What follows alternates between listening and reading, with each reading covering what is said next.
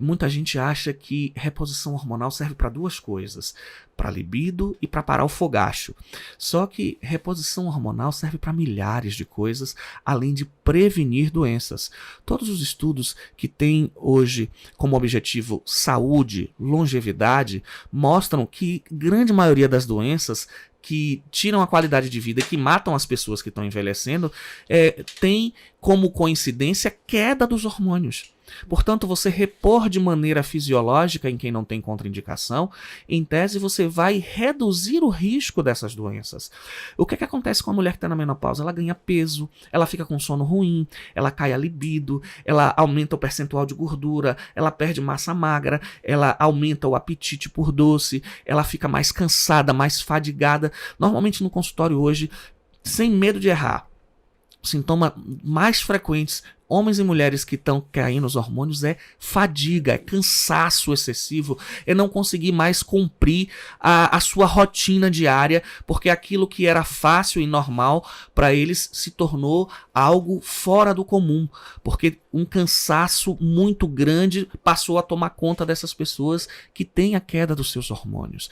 Então, a queda dos hormônios bagunça todo o metabolismo, e aí ela passa a comer diferente, aí ela passa a não conseguir mais fazer atividade física, aí a vida sexual fica ruim, aí a saúde mental fica ruim, fica mais ansiosa, mais depressiva, ou seja, bagunça tudo. E o que é que a gente percebe? Quando a gente equilibra esses hormônios, ela volta à normalidade, as coisas entram nos eixos e ela volta a ter a qualidade de vida que tinha antes de ter esses hormônios completamente bagunçados por sua queda na menopausa. E a pessoa, por exemplo, que está assintomática.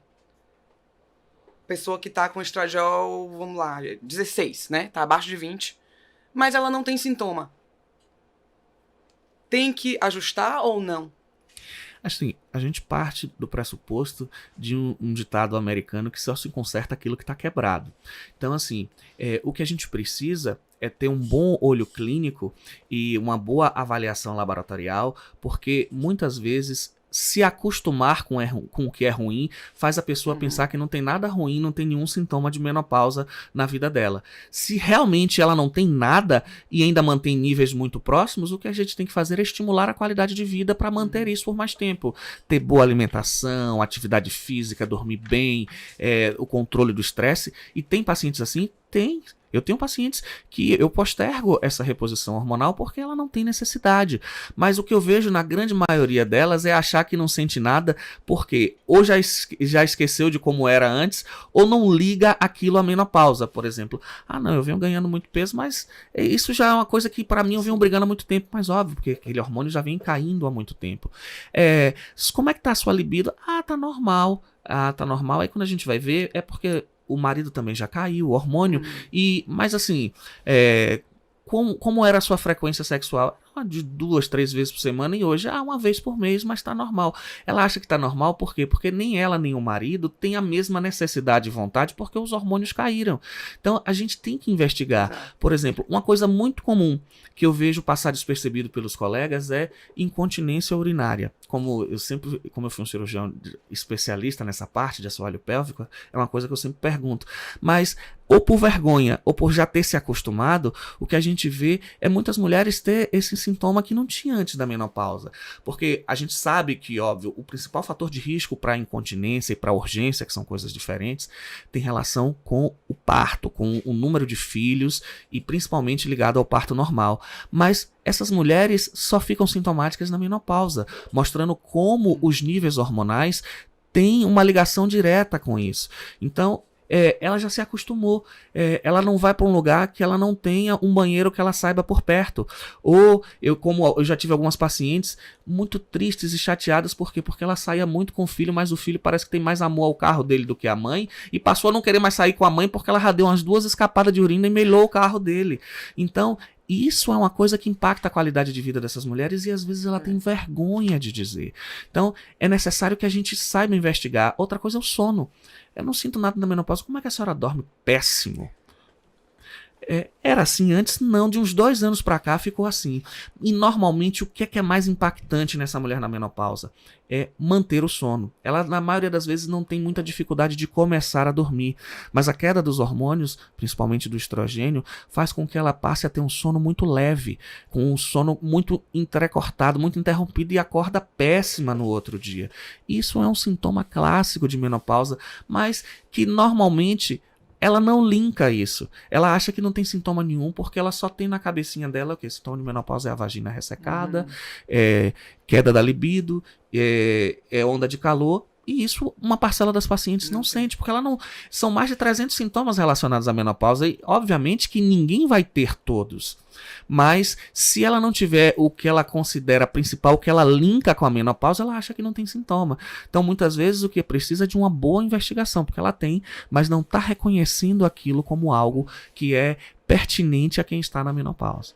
E aí, já que a gente está falando da menopausa, quando chega já a mulher que entrou na menopausa, mas é aquela mulher já mais antenada, já usa gestrinona antes, ou para uma indicação que não é endometriose, ou porque é paciente de endometriose, mas usa gestrinona. E aí entrou na menopausa, e aí, para protagonizar o estrogênio, o médico diz, não pode mais usar gestrinona, vou tirar. E aí essas pacientes também vêm para mim dizer, o médico mandou tirar a gestrinona por causa do estrogênio, e eu estou arrasada, eu não quero ficar sem e tal. Isso é real, acontece o tempo inteiro. E eu acho que é por um pavor dos médicos de preservar o estrogênio da mulher, talvez de não conseguir fazer um equilíbrio, mas o fato é que tira. E aí, como é? Essa mulher ela pode continuar usando gestrinona? Como é essa administração de um antiestrogênico na menopausa, que é quando a gente precisa do estrogênio? Veja só, em primeiro lugar, o que a gente precisa é ter mais informação. É óbvio que essa mulher não pode mais usar gestrinona na dose que ela utilizava quando ela tinha níveis normais ou até excessivos de estrogênio que estavam sendo bloqueados por uma doença estrogênio dependente. Mas, obviamente, que essa mulher pode e deve permanecer em alguns casos. Por exemplo, se é uma mulher que tem endometriose, se é uma mulher que tinha mioma e parou de sangrar, se você for fazer a reposição, ela vai voltar a sangrar, ela pode recidivar algum foco de endometriose. O que vai mudar é a dose. Obviamente, se você vai repor o estrogênio dela para níveis basais, você também vai manter essa gestrinona em níveis basais, que vai ser a metade, 1/3 da dose que ela utilizava quando estava no Menacme e precisava bloquear esse excesso de estrogênio. A gente não pode deixar de lembrar que um dos objetivos da menopausa é manter massa muscular e manter massa óssea. Osteopenia e osteoporose são problemas sérios, muito pertinentes a mulheres na menopausa, em que a gente precisa ter esse controle, e mais do que isso, a sarcopenia. A grande maioria do ginecologista pensa só no osso e esquece que quem protege o osso é o músculo.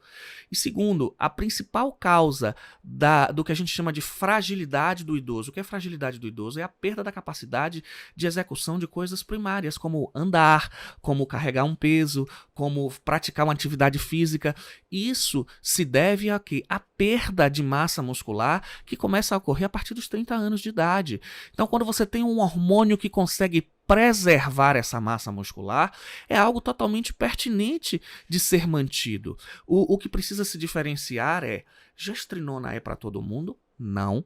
Gestrinona é reposição hormonal? Não. Reposição, como o próprio nome diz, é você devolver à mulher ou ao homem algo que ele produzia e parou de produzir, e ninguém produz gestrinona. Mas gestrinona é algo passível de ser usado numa mulher de menopausa quando tem indicação. E, obviamente, o que você vai fazer é equilibrar essa dose, que vai ser muito menor do que ela precisava quando estava no Menacme. Então, encontrar esse ponto de equilíbrio é o segredo do sucesso, de ter milhares de pacientes na menopausa que usam gestrinona e que estão ótimas, com bons níveis de estrogênio, com bons níveis de testosterona, associado a uma progesterona natural, que é a reposição verdadeira na menopausa, porque a mulher precisa sim de progesterona e o homem também. Se engana quem acha, por exemplo, que uma mulher que tirou o útero não precisa de progesterona. Eu digo, minha querida, eu que sou homem preciso, imagine você que é mulher. Então, pela nomenclatura, né, do nome ser progesterona, que é progestacional, que é o principal, mas não é o único motivo pelo qual a mulher precisa de progesterona. As mulheres que não têm mais úteros precisam, por quê? Para melhorar a qualidade do sono. A progesterona natural é um principal indutor do sono que a gente tem no nosso corpo, nós homens e mulheres. Então, para começar a dormir, a gente não precisa de melatonina. Melatonina não faz ninguém começar a dormir. A gente precisa dos nossos indutores naturais que fazem o quê? Que aumentam o nosso GABA, que é o nosso neurotransmissor, que nos dá mais calma, que nos faz preparar para descansar, para dormir. E a redução dos outros neurotransmissores que nos fazem ficar alertas. E a progesterona faz justamente isso. A progesterona natural, em doses fisiológicas, ela tem uma ação diurética. As pessoas confundem com progestínico. É diferente anticoncepcional, que faz você reter líquido. A progesterona em dose fisiológica, ela é diurética. Agora, em doses excessivas, ela pode fazer retenção de líquido. Tudo depende da dose. A progesterona, ela também preserva o osso. A gente, para ter boa massa óssea, a gente precisa ter equilíbrio de duas ações. As ações dos osteoclastos, que são as células que destroem o osso, principalmente o osso velho, e os osteoblastos, que são as células que reconstroem esse osso. O estrogênio, por exemplo, ele freia o excesso da ação do osteoclasto, mas o estrogênio não faz a gente reconstruir o osso. O que faz os osteoblastos reconstruírem osso são a progesterona e a testosterona. Então a gente precisa de progesterona para também construir osso. A progesterona, ela está ligada intimamente a consumo excessivo de determinadas drogas. É por isso que existem tratamentos para adicção, por exemplo, até de cocaína, com a utilização de progesterona. Níveis mais baixos de progesterona fazem com que a gente fique mais propenso a consumir determinadas drogas, inclusive açúcar. Então, mulheres com níveis mais baixos de progesterona comem mais doce. Então, repor a progesterona faz esse controle dessa avidez por doce e por determinadas drogas, como o álcool também, por exemplo. Então, é sim necessária a reposição de progesterona, inclusive para homens, quanto mais mulheres, independente de ter útero ou não. O que vai ser diferente é que nas mulheres com útero a gente pode usar uma dose maior para essa progesterona antagonizar a ação do estrogênio no endométrio e que ela não sangre. Nas mulheres que não têm útero, a gente vai usar uma dose menor porque a gente não precisa dessa ação no útero porque ela não tem mais útero.